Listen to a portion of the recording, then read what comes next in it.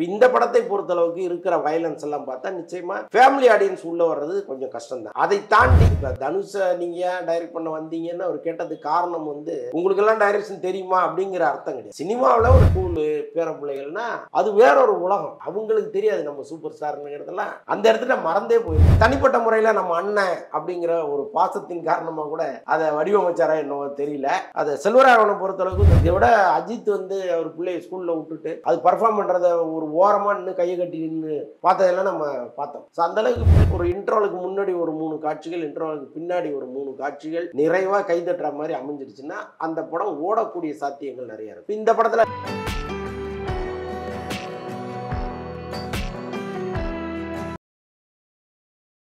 Paper wait நேயர்களுக்கு வணக்கம். இன்னைக்கு நம்ம கூட வந்து சீனியர் ஜேர்னலிஸ்ட் வலைப்பயிற்சி அந்தணன் அவர்கள் நம்ம கூட இருக்காங்க. இன்னைக்கு நிறைய விஷயங்கள் இன்னைக்கு வெள்ளிக்கிழமை ரிலீஸ் ஆன படங்கள்லேருந்து நிறைய விஷயங்கள் டாபிக் நம்ம பேசலாம். ஆனால் வணக்கம்ண்ணா. வணக்கம்.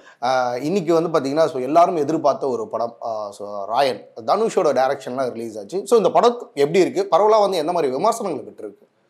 இல்லை, பொதுவாக ஒரு ஃபார்முலா சொல்லுவாங்க, எடுக்கிற படம் ஓடலன்னா ஓடுற படத்தை எடுத்துடணும் அப்படின்ட்டு.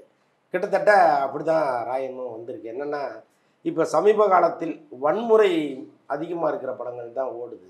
இப்போ கேஜிஎஃப் இன்னும் பல படங்களை நம்ம பார்த்துட்டே இருக்கோம். ஸோ இந்த ஃபார்முலா படி ஒரு படத்தை எடுத்தால் எப்படி இருக்கும், அது நம்ம ஒரு கலாச்சாரத்தோடு அதை அடாப்ட் பண்ணி எடுத்தோம்னா எப்படி இருக்கும் அப்படின்னு நினச்சி தான் இந்த படத்தை எடுத்துருக்குறாங்க.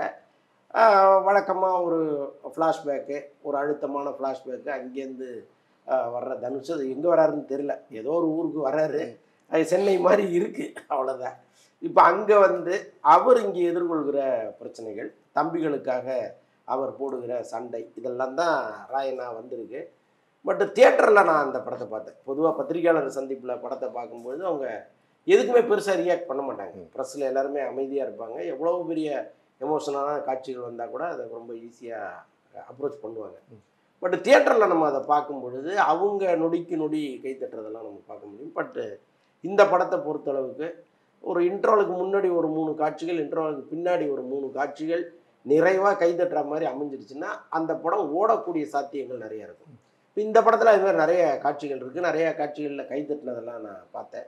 ஸோ எல்லாத்தையும் தாண்டி இந்த வன்முறையின் அளவை குறைத்திருந்தால் இன்னும் கூட ஒரு பெட்டரான படமாக வந்திருக்கலாம். பட் தனுஷனுடைய டைரக்ஷனில் ஏற்கனவே ஒரு பாப்பாண்டி படம் பண்ணார் இல்லையா, அதுக்கும் இதுக்கும் பல கிலோமீட்டர்கள் வித்தியாசத்தில் 2வது படத்தை கொடுத்துருக்கிறாரு. பட் நல்ல டைரக்டராக, பிரைட்ஃபுல் டைரக்டராக வருவதற்கு எல்லா வாய்ப்புகளும் இருக்குது. ஓகே, தனுஷை வச்சு வந்து பார்த்தீங்கன்னா செல்வராகவன் நிறைய படங்கள் இயக்கியிருக்காரு. ஆனால் இவர் வந்து தனுஷ் வந்து தன் அண்ணனை வச்சு இயக்கியிருக்கும் போது அவருக்கான ஒரு கதாபாத்திரங்கள் எந்த அளவுக்கு ஸ்ட்ராங்காக இருக்குது அண்ட் அவர் எந்த அளவுக்கு ஹேண்டில் பண்ணியிருக்காரு இந்த ஸ்க்ரீனில்?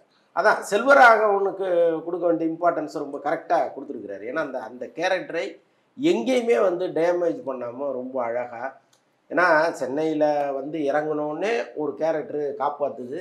அந்த கேரக்டருக்கு தனுஷ் கொடுக்குற, தனுஷும் தனுஷ் தம்பிகளும் கொடுக்குற மரியாதை கடைசி வரைக்கும் மெயின்டைன் பண்ணுறாங்க. அதே மாதிரி அவர் இந்த பசங்க மேலே வைக்கிற ஒரு அன்பை கடைசி வரைக்கும் மெயின்டைன் பண்ணுறாரு. அந்த கேரக்டரை எங்கேயாவது இழிவுபடுத்துகிறாங்களான்னா எங்கேயுமே இல்லை, ரொம்ப அழகாக கொண்டு போகிறாங்க. தனிப்பட்ட முறையில் நம்ம அண்ணன் அப்படிங்கிற ஒரு பாசத்தின் காரணமாக கூட அதை வடிவமைச்சாரா என்னவோ தெரியல. அதை செல்வராகவனை பொறுத்தளவுக்கு இந்த அளந்து தைக்கப்பட்ட சட்டைமாங்கல்ல, ஸோ அந்த அளவுக்கு ரொம்ப கரெக்டான ஒரு சட்டையாக இந்த படத்தில் அமைஞ்சிருக்காரு. ஓகே, இந்த ஆடியோ லான்ச்சில் கூட வந்து ஒரு விஷயம் எஸ்ஜே சூர்யா பற்றி தனுஷ் அவர்கள் பதிவு பண்ணியிருந்தாரு. என்னன்னா தனுஷ் அவர்கள்ட்ட வந்து எஸ்ஜே சூர்யா நீங்கள் ஏன் சார் டைரக்ஷன் சைடு வந்திருக்கீங்க, ஸோ நீங்கள் பேசாமல் ஆக்டராகவே இருக்கலாமே அப்படின்னு சொல்லிட்டு அட்வைஸ் பண்ணதாக ஒரு விஷயம் சொல்லியிருந்தார். அதுக்கு தனுஷ் அவர்கள் ரிப்ளை பண்ணியிருந்தாரு, இந்த படம் ரிலீஸ் ஆனதுக்கப்புறம் எஸ்ஜே சூர்யா அவரோட ஒப்பீனியனை மாற்றிக்கணும் அப்படின்ற மாதிரி சொல்லியிருந்தாரு. இந்த படம் ரிலீஸ் ஆச்சு, எஸ்ஜே சூர்யாவும் பார்த்துட்டாரு. ஸோ அவரோட ஒப்பீனியன் ஏதாச்சும் மாற்றிட்டாரா, ஏதாச்சும் தகவல் வெளியில் வந்துச்சா? நிச்சயமாக அவர் பார்த்துருப்பார்ல. ஏன்னா இன்னைக்கு வந்து ரொம்ப பிஸியான நடிகராக அவர் இருக்கார். இப்போ 4 படங்கள் வரிசையாக கமிட் பண்ணியிருக்காரு. இப்போ இதுக்கப்புறம் வந்து வில்லனாவே ஒரு 4 படம் கமிட் பண்ணியிருக்கிறார் எஸ்ஜே சூர்யா. ஸோ அவருக்கு நேரம் கிடச்சிருச்சா பார்த்தாராங்கிறது நமக்கு தெரியல. பட் தனுஷ் சொன்ன மாதிரி அவருடைய எண்ணத்தை மாற்றிக்கொள்வதற்கான படம் தான் இது. ஒரேடியாக மொக்கையான படமெல்லாம் கிடையாது. எஸ்ஜே சூர்யா படங்கள் வேற பேட்டர்ன். அது அவருடைய படங்கள் எல்லாமே வந்து ஒரு மாதிரி ரொம்ப காமெடியாகவே இருந்துகிட்டு இருக்கும், திடீர்னு ஒரு சீரியஸ்னஸ் இருக்கும். ஸோ அந்த மாதிரி படங்களாக இது இல்லைன்னா கூட, காமெடி குறைவான படமாக இருந்தால் கூட அவர் ரசிக்கக்கூடிய படமாக இருந்திருக்குமா அப்படின்னா நிச்சயமாக இருந்திருக்கும். எங்கேயாவது எஸ்ஜே சூர்யா அவருடைய கருத்தை வெளிப்படுத்துவார். பொதுவாக இப்போ தனுஷை நீங்கள் டைரக்ட் பண்ண வந்தீங்கன்னு அவர் கேட்டதுக்கு காரணம் வந்து உங்களுக்கெல்லாம் டைரக்ஷன் தெரியுமா அப்படிங்கிற அர்த்தம் கிடையாது. சினிமாவில் ஒரு டாப்பான ஒரு இடத்துல இன்றைக்கி இருக்கீங்க, ஒரு 50 கோடி ரூபா சம்பளம் வாங்குகிற அந்தஸ்தில் நீங்கள் இருக்கீங்க. அதை விட்டுட்டு இந்த பக்கம் வரும்பொழுது இதில் ஒரு ஆர்வம் ஆட்டோமேட்டிக்காக கிரியேட் ஆகும். அப்போ படங்கள் எல்லாம் ஒதுக்கி வச்சுட்டு நான் டைரக்ட் பண்ணுறேன் நீங்கள் சுற்றிட்டு வந்தீங்கன்னா ஒரு படம் கை கொடுக்கும், ஒரு படம் கை கொடுக்காமல் போகும், கரியரே கவுத்து விட்ருவோம். அப்போ நீங்கள் திரும்பவும் இங்கே நடிக்க வரும்பொழுது பழைய ஆடியன்ஸை நீங்கள் மீட்டு எடுக்கிறது ஒரு கஷ்டமாக இருக்கும். ஸோ இவ்வளோ விஷயங்கள் அதுக்குள்ளே இருக்குது. ஸோ அந்த கரிசனத்தின் அடிப்படையில் தான் அவர் அப்படி ஒரு வார்த்தையை சொல்லியிருப்பாரே தவிர நீங்கள்லாம் ஏன் டைரக்ட் பண்ண வரீங்கிற அர்த்தத்தில் நிச்சயமாக சொல்லியிருக்கோம். ஸோ நம்ம எஸ்ஜே சூர்யா வந்து பார்த்தீங்கன்னா நீங்கள் சொன்ன மாதிரி ஒரு சிறந்த ஒரு நடிகர். அவர் வந்து பல படங்கள்லாம் சரியாக யூஸ் பண்ணியிருக்காங்க. பட் இந்த படங்கள்ல அவருக்கு ஒரு ஸ்ட்ராங்கான ஒரு கேரக்டர் நம்ம இன்னும் ஸ்க்ரீன் பிளேயில் கொஞ்சம் ஸ்ட்ராங்காக பண்ணியிருக்கலாமோ அப்படின்ற ஒரு ஒப்பீனியன் இருக்கிறதா வந்து பார்த்தீங்கன்னா ஸோ ரிவ்யூவர் சைட்லேருந்து இருக்குது. உண்மைதான். இல்லை இப்போ நம்ம எஸ்ஜே சூர்யாவை எல்லா படங்கள்லையும் எப்படி பார்க்குறோம் அப்படி தானே இந்த படத்துலையும் பார்க்க விரும்புவோம். ஏன்னா இப்போ எஸ்ஜே சூர்யாவுக்காக ஏன் நம்ம தியேட்டருக்கு போகிறோம்? அவர் வந்தாருன்னா அந்த போர்ஷன் முழுக்க கலகலப்பாக இருக்கும் அப்படின்னு நினச்சி தானே வர்றோம்.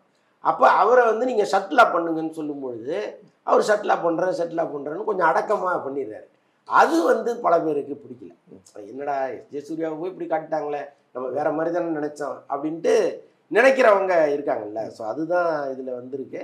பட் இருந்தாலும் சில இடங்களில் எஸ்ஜே சூர்யா அவருக்கான ஸ்கோர் பண்ணிடுறாரு. ஸோ தனுஷோட மிகப்பெரிய வளர்ச்சிக்கு இண்டஸ்ட்ரியில் வந்து பார்த்தீங்கன்னா முக்கியமான காரணம் செல்வராகவன் அண்ட் வெற்றிமாறன். இவங்க இருவரையும் கண்டிப்பாக தவிர்க்க முடியாத ஒரு இடத்துல வச்சிருப்பாருன்னு நம்புகிறோம். ஆனால் இது ஒரு 50வது ஒரு படம் அப்படிங்கும் போது அவரோட கெரியரில் ஒரு முக்கியமான ஒரு படமாக இருக்குது. இண்டஸ்ட்ரியிலையும் ஒரு முக்கியமான ஒரு அடுத்த லெவல் போகிறதுக்கான ஒரு படமாக இருக்குது கவுண்டர் இது. அப்படிங்கும்போது ஏன் இவர் 2 பேர்கிட்ட ஒரு கதையை கொடுத்து 50வது படம் பண்ண சொல்லல? இவரே சுயமாக இறங்கிட்டாரு. நம்பிக்கை இல்லாதனாலயா இல்லை பயமா? இல்லை அவருக்கு ஒரு ஆசை இருக்கும்லங்க, அவருக்கு ஒரு லட்சியம் இருக்கும்ல. 25 50ங்கிறதெல்லாம் கவுண்டிங் தான். நீங்கள் சந்தர்ப்பம் கிடைக்கும் போது நீங்கள் அந்த விஷயத்தை செஞ்சிடணும். இப்போ சன் பிக்சர்ஸ் மாதிரி ஒரு பெரிய நிறுவனம், நீங்கள் இவர் என்ன பட்ஜெட் கேட்குறாரோ அந்த பட்ஜெட்டை கொடுப்பதற்கு தயாராக ஒரு நிறுவனம் இருக்கும்பொழுது அங்கே எதுக்கு கொண்டு வந்து வேற ஒரு இயக்குனரை விடணும்? அதுக்கு அவசியம் இல்லையா? அவரே நீண்ட காலமாக படம் டைரக்ட் பண்ணணுங்கிற ஒரு எண்ணத்தோடு இருக்கார். இந்த கதையை போய் சன் பிக்சர்ஸில் சொல்கிறாரு, அவங்களுக்கு பிடிச்சிருக்கு, இதுக்கு ஒரு பெரிய செட்டு போடணுங்கிறாரு, அவ்வளோ பெரிய பட்ஜெட்டை ஒதுக்குறாங்க, இந்த ஆர்டிஸ்ட் வேணுங்கிறாரு, கொடுக்குறாங்க. ஸோ அப்படி இருக்கும்போது எல்லாத்தையும் தாண்டி ஏஆர் ரஹ்மானுடைய பட்ஜெட்டுங்கிறது இன்றைக்கி மிகப்பெரிய பட்ஜெட்டு. அப்போ அவர் எனக்கு வேணுங்கும்போது எடுத்துக்கங்க அப்படிங்கிறாங்க. இப்போ இதெல்லாம் வந்து கிடைக்கும் பொழுது எதுக்கு இன்னொருத்தர அந்த வாய்ப்பு கொடுக்கணும் எடுத்து? ஸோ அதனால் அவர் செய்கிறது சரிதான். அவருடைய லட்சியத்தை அவர் அடைகிறாரு. அவருக்காக எதுக்காக அவர் காத்திருக்கணும்? இந்தியன் 2ல மிகப்பெரிய ஒரு டாக்காக இருந்தது வந்து பார்த்தீங்கன்னா ஏஆர் ரஹ்மானா அந்த படத்தில் இசையமைக்கல அப்படின்றது தான். இந்த படத்துக்கு ஏஆர் ரஹ்மான் எந்த அளவுக்கு ஒரு முக்கியமான ஒரு பங்கு வகிச்சிருக்காரு?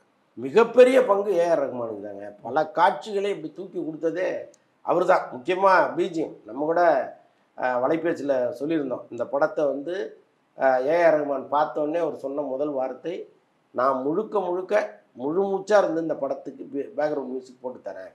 ஏன்னா எப்போவுமே அவர் என்ன பண்ணுவாருன்னா, ஒரு 2-3 படங்கள் கையில் வச்சுருப்பார். இதுக்கு கொஞ்ச நாள் ஒர்க் பண்ணுவார், அதுக்கு கொஞ்ச நாள் ஒர்க் பண்ணுவார், நடுவில் எங்கேயாவது வெளியூர் போவார், திரும்ப வருவார்.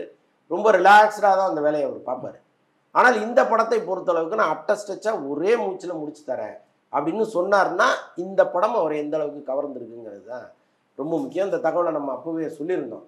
ஸோ அதன்படி இந்த படத்தை ரொம்ப ரசித்து பண்ணியிருக்கிறார். பல காட்சிகளை நம்ம சொல்லிகிட்டே இருக்கலாம். ஒரு 5 நிமிஷத்துக்கு ஒரு தடவை 10 நிமிஷத்துக்கு ஒரு தடவை ஏஆர் ரஹ்மான் ஸ்கோர் பண்ணிகிட்டே இருக்காரு. கடைசியாக ஒரு பாட்டு அதெல்லாம் அள்ளிட்டு போயிடுச்சு. இப்போ சோசியல் மீடியாவில் நம்ம பார்க்கும்போது வந்து பார்த்தீங்கன்னா அதுக்குள்ளே வந்து இந்த படம் ராயன் வந்து பார்த்தீங்கன்னா 100 கோடியை தாண்டும், 500 கோடியை தாண்டும், 200 கோடியை தாண்டும்னு சொல்லிட்டு ஒரு பரவலான ஒரு விஷயம் வந்துட்டு இருக்கு, பேசப்பட்டு இருக்கு. நீங்கள் என்ன எதிர்பார்க்குறீங்க? இந்த படம் எந்த பட்ஜெட்டை வந்து டச் பண்ணும்? இல்லை அப்படியெல்லாம் நம்ம எடுப்பில் சொல்லிட முடியாது. ஏன்னா முதல் நாள் வந்து ஃபுல்லாக ரசிகர்கள் வருவாங்க, 2வது நாள் வந்து அந்த ரசிகர்கள் இன்னொரு முறை வந்து பார்ப்பாங்க அல்லது பார்க்காம போவாங்க. அப்படியே இது சஸ்டைண்டாக ஒரு 10 நாள் ஓடுது. அந்த படம் ஓடுச்சுன்னா நம்ம இவ்வளோ வரலாம் அவ்வளோ வரலான்னு ஒரு கால்குலேஷனுக்கு வரலாம். எல்லாத்தையும் தாண்டி ஃபேமிலி ஆடியன்ஸ் உள்ளே வரணும். அவங்க வந்தால் தான் ஒரு படம் வெற்றி படம்ங்கிற கணக்குக்கே வரும். இப்போ இந்த படத்தை பொறுத்தளவுக்கு இருக்கிற வயலன்ஸ் எல்லாம் பார்த்தா நிச்சயமாக ஃபேமிலி ஆடியன்ஸ் உள்ளே வர்றது கொஞ்சம் கஷ்டம்தான். அதை தாண்டி இந்த இளைஞர் கூட்டம், இந்த காலேஜில் படிக்கிற பசங்க, இவங்கெல்லாம் தொடர்ந்து அலையலையாக உள்ளே வந்தாங்கன்னா ஒரு பெரிய கலெக்ஷனை நோக்கி இந்த படம் போகும். இல்லைன்னா ஒரு ஆவரேஜான ஒரு வெற்றி படமாக அமையும். அம்பானி மேரேஜுக்கு அப்புறம் வந்து ரஜினி சார்ந்த ஒரு விஷயம் வந்து இப்போ சோசியல் மீடியாவில் ரொம்ப வைரல் ஆகிட்டு இருக்கு அப்படின்னா, அவரோட பேரன்களை வந்து ஸ்கூலுக்கு கூப்பிட்டு போய் விட்டு வந்த வீடியோ. ஸோ ஏன் ரஜினி வந்து திருப்பி ஃபேமிலியோட அப்படியே ஒரு நிடா ஐக்கியமாயிட்டாரா, இல்லை அடுத்த படம் எல்லா காலத்துலேயும் ஒரு ஃபேமிலியோட தாங்க இருக்கேன்.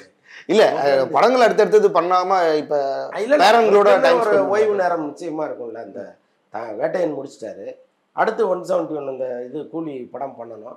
அந்த பிரேக்கில் ஒரு ஃபேமிலியோட டைம் ஸ்பெண்ட் பண்ண முடியுது, இருக்காரு. இன்னொன்று பேரப்பிள்ளைகள் தானேங்க உலகம். நீங்கள் ஒருத்தர் தாத்தாவாயிட்டாருன்னா அவருக்கு நீங்கள் இப்போ ஒரு 10,000 கோடி கொடுங்க, ஒரு பேரப்பிள்ளையை கொடுங்க, எது பெஸ்ட்டுன்னு கேட்டிங்கன்னா பேரப்பிள்ளை தான். ஸோ அப்படி தான் வந்து ரஜினியும் ஒரு சராசரி மனிதர் தானே, எல்லாருமே சராசரி மனிதர்கள் தானே உறவுகளுக்கு மத்தியில். ஸோ அதனால் அவர் அப்படி இருக்கார். இதை விட அஜித் வந்து அவர் பிள்ளையை ஸ்கூலில் விட்டுட்டு அது பர்ஃபார்ம் பண்ணுறத ஒரு ஓரமாக நின்று கையை கட்டி நின்று பார்த்ததெல்லாம் நம்ம பார்த்தோம், ஃபோட்டோஸ்லாம் வந்துருக்கு. ஸோ அந்தளவுக்கு பிள்ளைகள் ஸ்கூலு பேர பிள்ளைகள்னால் அது வேறொரு உலகம். அவங்களுக்கு தெரியாது நம்ம சூப்பர் ஸ்டார்னுங்கிறதெல்லாம் அந்த இடத்துல மறந்தே போயிருப்பாங்க. இப்போ அஜித் பற்றி கேட்டதுனால, அஜித் பற்றி பேசுனதுனால நான் அதை கேள்வி கேட்குறேன். இப்போ அஜித்தோட விடாமுயற்சி ஸோ எப்படி வந்திருக்கு, ஸோ அது எப்போ ரிலீஸிங் ஏதாச்சும் பிளான் பண்ணியிருக்காங்களா? ஏன்னா படம் வந்து எப்பயுமே அஜித்தை பற்றி நான் அப்டேட் கேட்கறதுக்கு ஆர்வமாக இருப்பாங்க எல்லாருமே. கரெக்டு தான். இப்போ விடாமுயற்சி ஷூட்டிங் அஜர்பைஜானில் முடிஞ்சிட்டு வந்துட்டாங்க, வந்து திரும்ப ஹைதராபாத்தில் ஒரு ஷெட்யூல் ஸ்டார்ட் பண்ணுறாங்க. முடிஞ்சதுன்னா படமே முடியும். ஓகே. ஸோ நன்றி, நீங்கள் நிறைய தகவல் தெரிவிச்சிங்க. மீண்டும் சார் நன்றி.